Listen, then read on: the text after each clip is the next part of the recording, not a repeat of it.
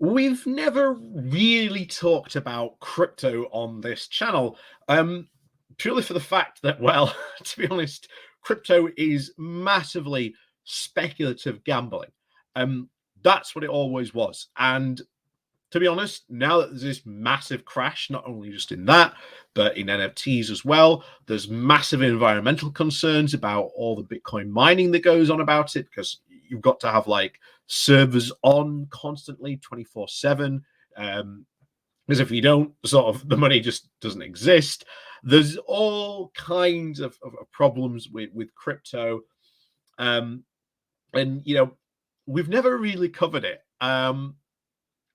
But I really wanted to cover this story because I think it just goes to show you just how bad all this really is. The it's honestly quite shocking when you really look into like just how bad crypto can be. I mean, we looked at yesterday the island in Honduras, Prospero. That was a libertarian crypto paradise, and people were investing in there because they wanted to see similar projects in their own country. They wanted to try and make it succeed, and they are, even though they've lost this the special economic status that they have because they've repealed the law which created that zone that they now are or were in. They're threatening to say, oh no, you can't do that, well, we'll take you to court because we're going to lose all this money. Guys, follow the rules, pay your taxes like everyone else, guys, because it is a massive libertarian paradise. And unfortunately, a lot of people have been suckered in to these crypto schemes. And a lot of people, I think, now, especially with the massive crash that happened, I think are learning their lessons about getting involved in what is essentially a massive gambling scheme. So let's go today over to Kotaku, who had covered this, because I said this article sort of covers everything that's bad about crypto all in one. So yeah. So this comes from Kotaku today, but before we go over to them, please do remember to hit that like, share, and subscribe button. And of course, down below, there are links to my Patreon page and a one-off donation link called Buy Me Coffee, where you can buy me coffee. There's also the YouTube thank you link as well, if you'd like to use that for a one-off donation. Or there's the Pony Club down below as well. And of course, remember, I am now making a weekly video for all my subscribers on Patreon and in the Pony Club as well. So watch out for those. So over we go then to Kotaku. So, Kickstarter game goes bust, gambling on crypto, and can't refund backers. So, in 2021, at the height of the world's collective blockchain madness, a video game called Untamed Isles, Pokemon, but with crypto stuff, made over $5,000, sorry, on Kickstarter. No, sorry, 500,000. Yeah, $500,000 on Kickstarter. And a year later, the game is practically dead.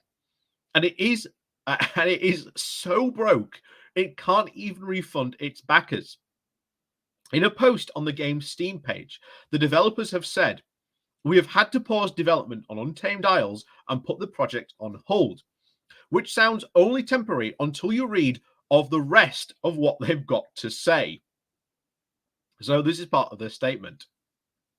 There have been a myriad of factors that have caused the lead up to this, at this very moment. But it all comes down to the way that we were unable to financially keep up with the demands of what we set out to do. Untamed Isles is a very ambitious title, being an open world monster catching MMORPG. To work on this project, we brought more than 70 staff members on board, and we were working relentlessly for more than 2 years to build the game that we were all dreaming about. The truth is that the cost of development is high, and there were lots of bumps along the way to this moment. And since we started the journey in 2020, the economic landscape has changed dramatically, both generally and specifically for cryptocurrency. And we are not confident in the current market. We ran out of financial resources, and we can't carry on with development at this moment.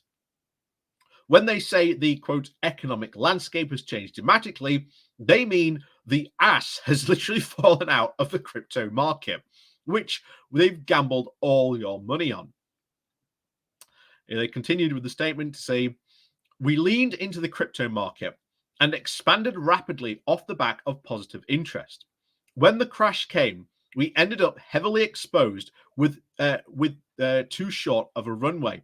The game remains game first, crypto second in design, but crypto funds have become and remain essential in getting us to the release. Unlike many of the projects that have floundered in the storm, we actually have a great game design that could stand on its own 2 feet. But until the crypto situation is resolved, and we're confident that it will be at some stage massively coping here, like everyone who has invested hundreds of millions of pounds in crypto, they are all desperately hoping that sort of this is going to get reversed. But everything we're seeing at the moment suggests otherwise. We're confident that we will have to go into hibernate development on this project.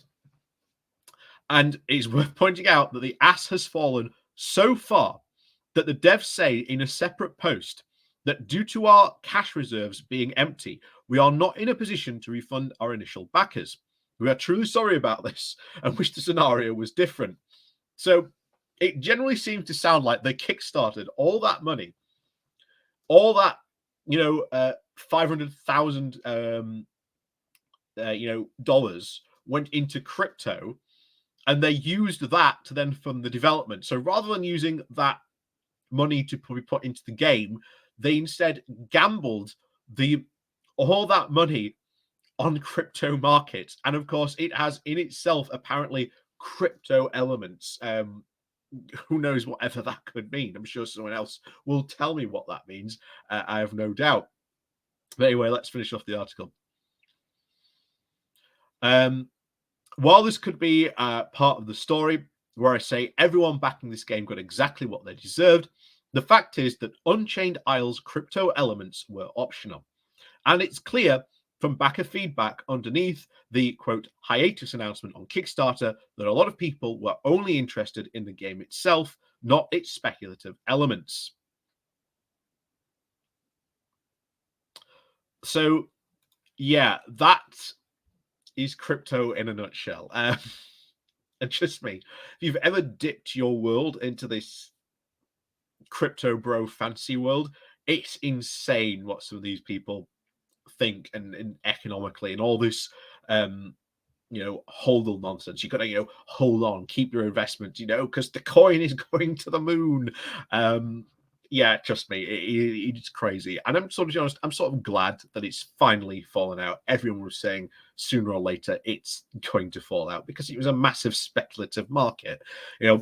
The coin is not regulated by any country in the world. No one sort of recognizes it as sort of an official currency, and it's massively fluctuating. You could put a pound in one day into of course, that's far too low to buy one Bitcoin, but there you go. If you put £1 in to sort of Bitcoin, the chances are tomorrow it could be worth less than that. So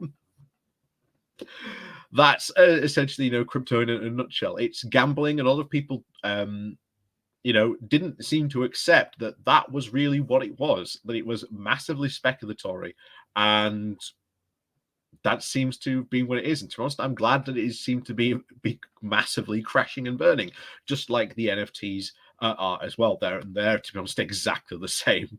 So, as always, thank you very much for watching. Please remember to hit that like, share, and subscribe button. And of course, down below, there are links to my Patreon page and a motivation link called Buy Me a Coffee, where you can buy me a coffee. And as always, thank you very much for watching, and we'll see you all